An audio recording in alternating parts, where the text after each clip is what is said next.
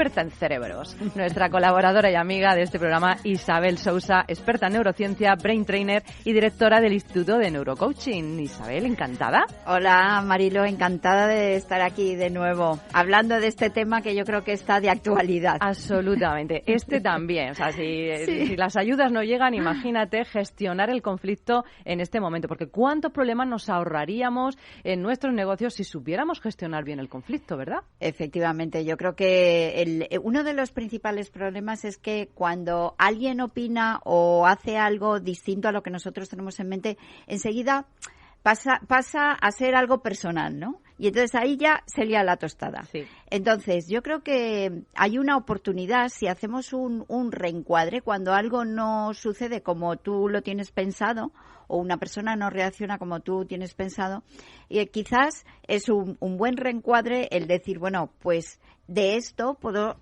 sacar una oportunidad para entender mejor a esta persona, para solucionar, incluso para que nuestra relación esté más clara y sea más transparente y más fuerte. O sea, que a lo mejor si somos capaces de ver el conflicto de una forma distinta, también lo abordamos desde otra actitud, que es lo importante. Sin duda. Yo creo que también lo importante es partir de la base de algo que tú dices, ¿no? Y que tenemos que ser conscientes. El conflicto es inevitable. Inevitable. Inevitable porque cada ser humano tiene un cerebro único y tiene un universo único. Sí. Entonces, realmente, relacionarnos lo que implica es empezar a entender el terreno del otro. Entonces, es normal que tenemos distintos puntos de vista y esto ya sin hablar de que estamos enfrentando personalidades distintas o, por ejemplo, que haya una lucha de egos, ¿no? Ese para mí es de los peores porque no tiene ninguna racionalidad y entonces es ya sí porque sí o no porque no, ¿no? Uh-huh. Entonces, para empezar, el primer paso yo creo que es importante el conocer dónde radica, cuál es el origen de ese conflicto. Puede ser una mala comunicación, puede ser incluso que la otra persona, que también puede suceder, que con la que estás en conflicto, bueno, pues te des cuenta que no tiene mucha inteligencia emocional y eso sí genera grandes problemas porque gracias a la inteligencia emocional yo puedo entender mejor al otro a través de la empatía. Claro, pero para identificar que el otro no tiene mucha inteligencia emocional, primero tienes que tener tú. Efectivamente. Si no, el conflicto ya sí que es inevitable y muy duro. Sí. Eso está claro, ¿no? Luego, por ejemplo, también en los momentos que vivimos momentos de mucha tensión y de estrés. Vale, pues vamos a meternos en los momentos de tensión y de estrés, pero nos tenemos que ir un momentito a publicidad. Vamos a seguir pasándolo bien rico aquí en Negocios de Carne y Hueso con Isabel Sousa. Estábamos hablando de cómo gestionar el conflicto y las conversaciones difíciles, ¿no? Y hablábamos de que el conflicto es inevitable y que estábamos ahí entendiendo cómo gestionarlo bien. Cuéntanos.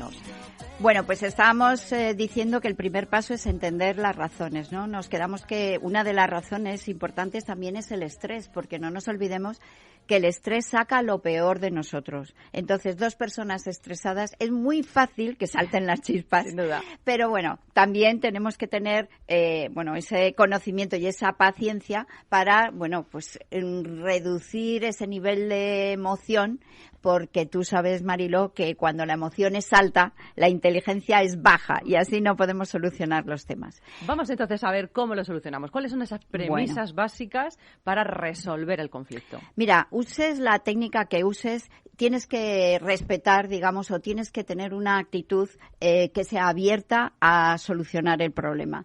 Lo primero para eso es que tienes que practicar eso que hablamos tantas veces de escucha activa. Es decir, escuchar sin juzgar, sin ya tachar mentalmente lo que te está diciendo el otro. Dale esa oportunidad de explicarte desde su punto de vista cuál ha sido el error o dónde no os estáis entendiendo.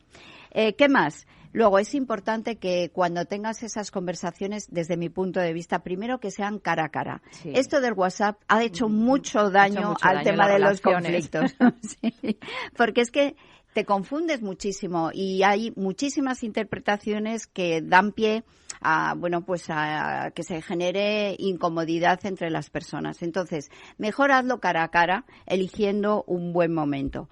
Y también es muy importante que tú, cuando vayas a querer resolver un conflicto, estés emocionalmente tranquilo, que no lo hagas en el momento de pico, la ebullición. Efectivamente, en el pico de la emoción.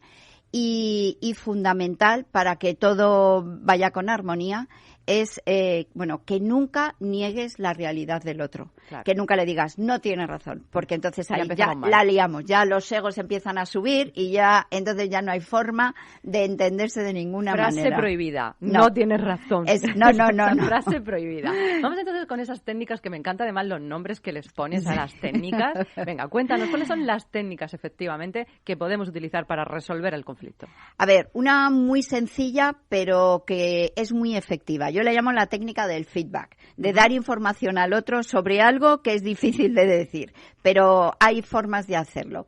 Lo primero, a ver, hay que prepararlo, porque no nos sale de forma natural, porque si nos saliera ya no hacía falta la técnica. Entonces ya está demostrado que no sale de forma natural. Prepárate esta charla, prepárate esta entrevista. Segundo punto, expon a la otra persona los hechos tal cual han sido. Has llegado 3 veces tarde. 3. Ahí, no, fíjate que no te he dicho, has llegado 3 veces tarde, ¿eh? No te he dicho, sí. Simplemente he dicho, has llegado 3 veces tarde. Sin ninguna entonación. Efectivamente, sin ningún juicio. Cuidado que hay, por eso digo que hay que ensayar, porque es que dentro a lo mejor estamos con otra cosa. Claro. Y se nos nota. Luego, tercer punto, el más importante.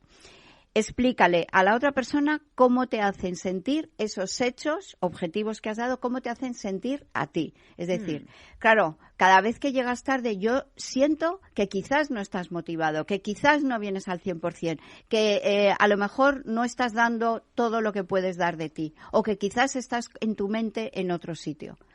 Entonces, si yo hablo de cómo yo me siento, claro, primero, ni ataco ni nadie puede negármelo.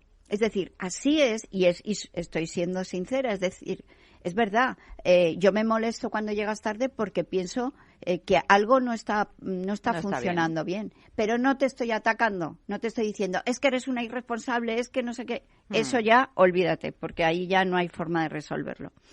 Y una vez hecho esto, pues simplemente déjale un espacio para que él hable, para que se explique, para que te diga por qué ha sucedido. Y finalmente, bueno, pues si es posible, llega a un compromiso o negocia algo con la persona. Bueno, esa técnica suena muy bien. Fácil, ¿verdad? Es muy fácil, creo que se puede aplicar. Pues ya está. Perfecto, pues ya tenemos un montón de técnicas, un montón de claves y un montón de herramientas para gestionar esos conflictos y esas conversaciones difíciles con nuestros colaboradores. Exacto. Muchísimas gracias, Isabel. Gracias a ti, Marilo. Un súper placer tenerte con nosotros.